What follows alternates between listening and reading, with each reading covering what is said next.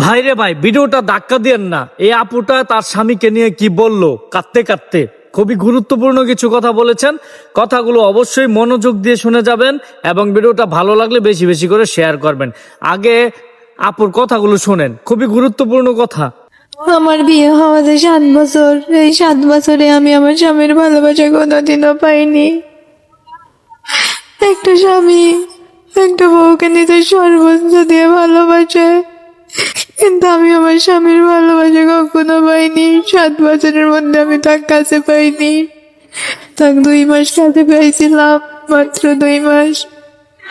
সে ওই 2 মাসে আমার সাথে ভালোবাসেনি। আমাকে আমাকে সে কখনো ভালোবাসেনি। একই খাটে শুইতাম, একই বিছানায় শুইতাম। সে আর এক পাশে শুইতো, আমি আর এক পাশে শুইতাম। সে আমাকে কখনো নাম ধরে ডাকেনি। একটা বউ একটা স্বামীর কাছে কি আশা করে, কি আশা করে? একটু ভালোবাসা ছাড়া আর কি আশা করে? ওই ভালোবাসাটা আমি কখনো পাইনি আমার স্বামীর কাছে, কখনো পাইনি। আজকে আমার সব দোষ, আজকে আমারই সব দোষ। আমাকে কখনো আমার স্বামী ভালোবাসা নেই। আমি তো ভালোবাসার পাগল ছিলাম একটু। মেয়েরা তো স্বামীর ভালোবাসার পাগল থাকে, মেয়েরা তো স্বামী ভক্ত হয়।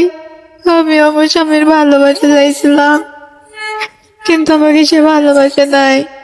আমাকে সে কখনো ভালোবাসা নাই, আমাকে ছেড়ে দেওয়ার কথা বলে।